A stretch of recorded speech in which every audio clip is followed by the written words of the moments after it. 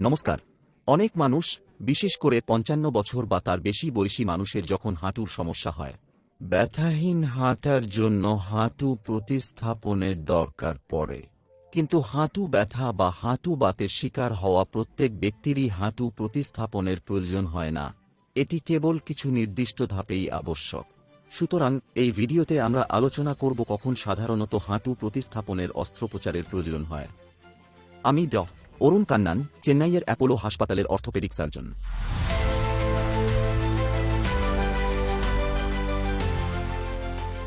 হাঁটুর জয়েন্ট হল দুটি হাড়ের মিলনস্থল। ওপরেরটি ফিমার, নিচেরটি টিবিয়া। এই সংযোগস্থলেই জয়েন্ট তৈরি করে। আমি এখানে দেখাচ্ছি। বাম দিকে স্বাভাবিক হাঁটুর অস্থিসন্ধি দেখা যাচ্ছে। ডান দিকে আপনারা একটি অস্টিওআর্থ্রাইটিসের হাঁটু। এটা বোঝা খুব সহজ। হাড়ের যে প্রান্তে জয়েন্ট তৈরি হয় তা জয়েন্ট কার্টিলেজ বা আর্টিকুলার কার্টিলেজ নামক মসৃণ টিস্যু দিয়ে ঢাকা থাকে। যখন এই টিস্যুটি ক্ষয়প্রাপ্ত হয় তখন তাকে অস্টিওআর্থ্রাইটিস বলা হয়, যা ডান দিকের ছবিতে দেখানো হয়েছে। আপনারা অনেকেই হাড় দেখেছেন, বিশেষ করে মুরগি বা মাটন খেলে। হাড়ের প্রান্তে ঘনিষ্ঠভাবে তাকালে এটি এখানে দেখানো পৃষ্ঠের মতো মসৃণ ও চকচকে দেখায়। হাড় সাধারণত মসৃণ বা চকচকে হয় না। কার্টিলেজ মসৃণ ও চকচকে, তাই এটি হাড়ের মধ্যে মসৃণ চলাচল দেয়। অস্টিওআর্থ্রাইটিসে এই মসৃণ অংশটি ক্ষয়প্রাপ্ত বা কমে যায় এবং এটাই অস্টিওআর্থ্রাইটিসে ঘটে। এটি ধীরে ধীরে ধাপে ধাপে হয়। এই চিত্রে আমি বোঝাতে চাইছি এটি গাড়ির টায়ারের বিয়ারিংয়ের মতো। তো একটি নতুন টায়ারে অনেক চিহ্ন থাকে।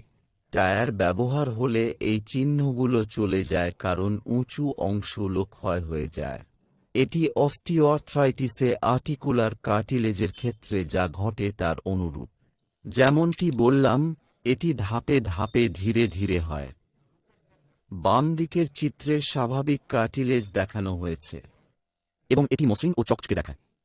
দ্বিতীয় ধাপে এটি সামান্য ক্ষয়প্রাপ্ত হয়। তৃতীয় স্টেজে প্রায় ৫০% চলে যায় এবং শেষ পর্যায়ে বা চতুর্থ পর্যায়ে সম্পূর্ণ কার্টিলেজ নষ্ট হয়ে যায়। এটি সাধারণত দিন বা সপ্তাহে নয়, মাস থেকে বছর ধরে ঘটে। তাই এটি একটি ধীর প্রক্রিয়া। তাই হাঁটু প্রতিস্থাপন বা অন্য বিকল্প ভাবার আগে কোন স্টেজে আছেন তা জানা জরুরি। সাধারণত প্রথম থেকে তৃতীয় পর্যায় পর্যন্ত হাঁটু প্রতিস্থাপন স্থগিত রাখা হয়। প্রথম 3টি স্টেজে সাধারণত ওষুধ, ফিজিওথেরাপি, ব্যায়াম, ওজন কমানো এবং কখনও কখনও ইনজেকশন দেওয়া হয়। হাঁটু প্রতিস্থাপন সাধারণত শেষ স্টেজে লাগে, যখন কার্টিলেজ পুরোপুরি ক্ষয় হয় এবং হাড় একে অপরের সাথে ঘষা খায়। কিন্তু আমরা কিভাবে জানব আপনি প্রথম না চতুর্থ স্টেজে আছেন? সাধারণত আমরা দাঁড়ানো এক্স-রে করাই। আপনি যখন দাঁড়িয়ে সম্পূর্ণ ওজন হাঁটুতে দেন, তখন আমরা দেখতে পারি কতটা কার্টিলেজ আছে। একেবারে বাম দিকে আপনার স্বাভাবিক হাঁটুর কার্টিলেজ আছে। দুটি হাড়ের মধ্যে যে ফাঁক এক্স-রেতে তা দেখা যায়। তবে এটি কার্টিলেজ দ্বারা পূর্ণ থাকে, তাই ফাঁক দেখায়। আমরা এই ফাঁকটি এখানে স্পষ্ট দেখতে পাচ্ছি।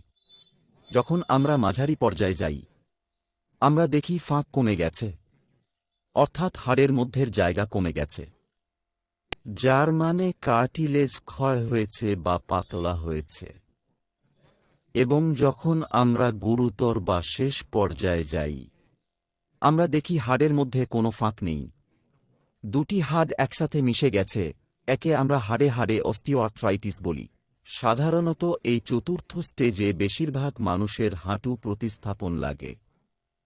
মাঝে মাঝে বা বিরল ক্ষেত্রে আমি বলবো, কিছু তৃতীয় স্টেজের রোগী যারা অন্য চিকিৎসায় সাড়া দিচ্ছেন না এবং দৈনন্দিন কাজে গুরুতর সমস্যা হচ্ছে, তাদের হাঁটু প্রতিস্থাপন লাগতে পারে।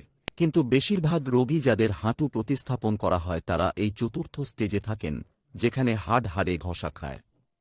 কিন্তু গুরুত্বপূর্ণ বিষয় হল, শুধু এক্স-রে দেখে হাঁটু প্রতিস্থাপনের দরকার আছে কিনা তা নির্ধারণ করা যায় না।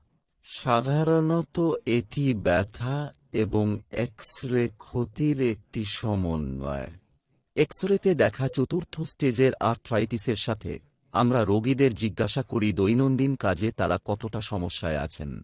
সাধারণত শুধুমাত্র যখন দৈনন্দিন কাজ সীমিত হয় এবং এক্স-রেতে গুরুতর বাতের পরিবর্তন দেখা যায়, তখনই সাধারণত লোকেদেরকে হাঁটু প্রতিস্থাপনের প্রস্তাব দেওয়া হয়। গুরুতর বাতের কারণে সময়ের সাথে সাথে যে দৈনন্দিন কাজ সীমিত হয়, তার মধ্যে প্রথমে সিঁড়ি ভাঙা কঠিন হয়। অনেকে একতলা উঠতে পারে না, সিঁড়ি ভাঙলে তীব্র ব্যথা হয়, দীর্ঘ দূরত্বে হাঁটলে হাঁটুর ব্যথা বাধা দেয়। অন্যান্য যে বিষয়গুলি আপনি লক্ষ্য করবেন তা হল আপনার দৈনন্দিন কাজে অসুবিধা। বেশিরভাগ মানুষ, বিশেষ করে মহিলারা যখন হাঁটু প্রতিস্থাপনের জন্য আসেন, তখন তাদের সবচেয়ে সাধারণ অভিযোগ বা যা তাদের অস্ত্রোপচার করাতে বাধ্য করে তা হল তারা দাঁড়িয়ে রান্না করতে পারেন না, তারা তাদের উপাসনালয়ে যেতে পারেন না বা তারা দোকানে গিয়ে কিছু জিনিস কিনতে পারেন না। এই বিষয়গুলোই প্রায়শই এই স্টেজের রোগীদের হাঁটু প্রতিস্থাপনের দিকে ঠেলে দেয়।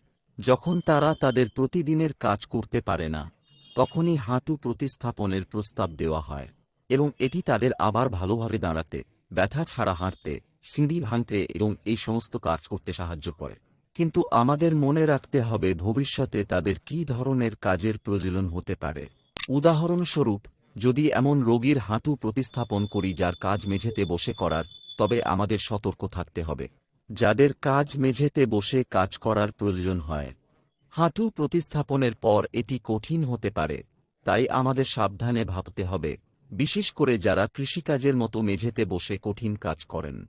হাঁটু প্রতিস্থাপনের পর কঠিন হচ্ছে, রোগীদের সেই অনুযায়ী বেছে নিতে হবে যাদের গুরুতর আর্থ্রাইটিস আছে, এক্স-রেতে দৈনন্দিন কাজে বাধা আছে এবং এমন কাজ করেন যেখানে মেঝেতে বসার দরকার নেই। সংক্ষেপে আমরা বুঝিয়েছি কখন আপনার হাঁটু প্রতিস্থাপন লাগবে। বেশিরভাগ সময় এক্স-রে দেখে, আপনার কাজ মেপে এবং সাধারণ জীবনধারা দেখে আমরা সহজেই সিদ্ধান্ত নিতে পারি। এ নিয়ে আরও প্রশ্ন থাকলে মন্তব্যে জানান, আমরা পরের ভিডিওতে সেগুলো সমাধান করব। ধন্যবাদ।